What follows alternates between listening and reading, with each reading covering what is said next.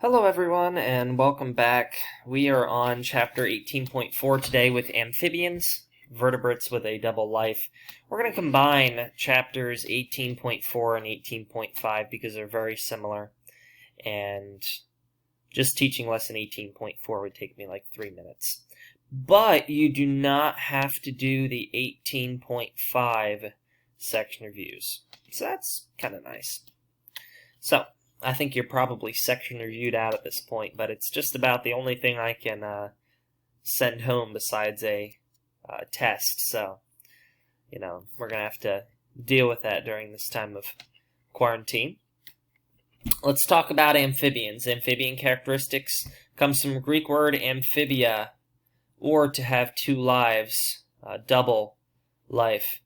Of course, amphibians commonly include frogs and toads, salamanders, and the less known one, caecilians. Though there's an amazing diversity in structure, all amphibians transition from their larval state to an adult through a process known as metamorphosis. So usually when we think of metamorphosis, what do we think of? I think of the hungry caterpillar, where the caterpillar eats a whole bunch of stuff, forms that chrysalis, and it becomes a butterfly. However, amphibians go from their aquatic stage to their land stage,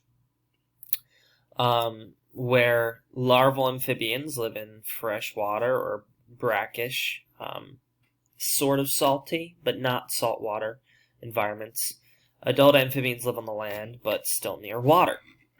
Now, a lot of evolutionists or evolutionary biologists use amphibians to kind of throw their point that there could have been creatures that came out of the water, and they just lost their double life. They just had a single life. So they had a single life in the water, then they had a double life land and water, and then they just went to land life. The problem with that, evolutionarily speaking, I mean, it's a decent idea. It really is. Except for the fact that our ancestry, our genetic code, evolutionarily speaking, our characteristics, our lifestyle, just about everything is completely unlike that of an amphibian.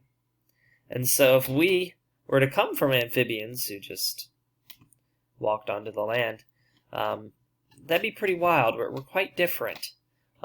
You could probably make a case, genetically speaking, that we're very similar to certain mammals, that we share many similar traits with, for instance, the great apes. But you can't really make that case that we share just about anything with a frog. We're quite different. So, and our genetic codes don't even share any similarities.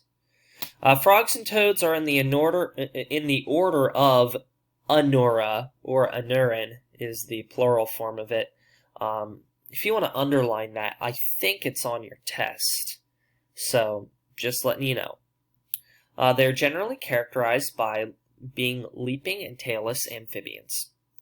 Frog applies to smooth-skinned members, whereas toad applies to rough, warty-skinned members. Each species has 4 digits on their forelimb and 5 web digits on their hind feet. Many exhibit what's called chromatophore, a color-changing cell.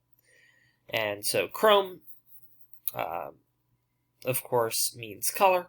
And we know that because maybe in 8th grade you memorized the chromosphere, the sphere of color. Or maybe you just take a look at Google Chrome and its icon's very colorful. But they do have the ability, some of them, to change their color depending on the environment, to be very uniquely camouflaged. Anuran behavior. A majority of anurans return to water for reproduction. They exhibit external fertilization, where the female lays eggs and the male spreads sperm on them. So this is completely different than internal reproduction. External reproduction, of course, the benefit to that is a lot of offspring, but very low actual survival success. So the female lays 1,000 eggs, and the male fertilizes 1,000 eggs. They just leave them in the water. I mean, how many of those eggs actually hatch? How many of them don't get eaten? Sometimes the male frog jumps onto the back of the female, helps push her eggs out, a process very unique among the animal kingdom known as amplexus. A frog has 2 sets of teeth, one vomery and one maxillary teeth. So think maxilla, that's where they get that. ANURAN internal organs, frog dissection, very unique, and hopefully we'll be doing one at some point. Frogs have a mesentery, which hold its intestines together and allow for better absorption of nutrients. They don't always have to breathe through their lungs. Their skin itself allows for the exchange of carbon dioxide and oxygen. And they have this process called buccal respiration where they just kind of raise and lower their jaw. And allows for enough oxygen just to kind of get in for them to survive without really doing too much. A very easy way to conserve energy. That'd be very unique if our skin did respiration. You just kind of lift your arm up, and all of a sudden, you'd be getting some more oxygen. ANURANs had a three-chambered heart, very simple nervous system, fat bodies which give energy during time of starvation, hibernation. You can see them along the sides of their body. They're yellow and elongated. It's kind of weird, actually. So I'm going to take a break. I have a Skype call. Give me just a second. Alright, so that was just frogs and toads. There's more to frogs and toads than amphibians. Here's some salamanders. Salamanders differ from lizards in that lizards have dry, scaly skin. Salamander has moist, scaleless skin. And their fertilization is internal. Now that really messes up evolutionary biology. If they're so related in their order of amphibia, and all of a sudden you have this massive distinction between the reproductive processes of frogs and toads and those of salamanders, it would cause some problems evolutionarily. It's kind of like it would be very similar to an evolutionist if they thought of it this way. If like monkeys had external fertilization and we have internal fertilization, how could we be so related? It would be impossible. But anyway, fertilization is internal. Male salamander has a spermatophore, releases sperm onto a leaf. Female absorbs it. Internal fertilization occurs. Some salamanders choose to never leave the water. Instead, they go through what's called petamorphosis, where they become sexually mature, but choose to remain in their child form in the water. So that depends on a lot of things. For instance, if they go out on land and there's kind of scarce resources, they're like, nah, I'm just going to go back into the water and live out my life there. And, of course, pedo is a prefix for child, morph, change. So that's what the prefix and suffix comes from. Varied salamanders, you have a newt, eft, and axolotl. A newt is a baby salamander that lives on the water. And you can see a picture of a newt here. Very cute. An eft is living on the land. And here's an axolotl. Very cool. I like the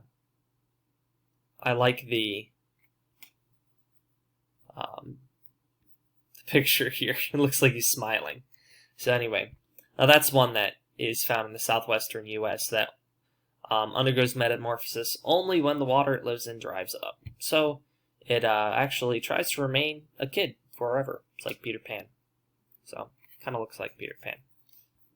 Happy as can be. And lastly, one of the strangest amphibians that I find is in South America, Africa, and Southeastern Asia, that's quite spread out, considering that many of these species only live in like one area. These live in several. Caecilian. These are strictly underground creatures that we know very little about. When we look at them, we kind of think it's a worm, but it's not a worm. It's an amphibian. It does have 2 life cycles. So, they even have a 3-chambered heart. So, very weird. These are little babies. And that just makes my blood curl because that's disgusting. But these limbless amphibians, as strange as they are live out the amphibian lifestyle and are very similar in how they live out their lives as a dual life organism. All right, and that's it. 18.4, your responsibility, and that's the end of the video. So, happy Friday. See ya.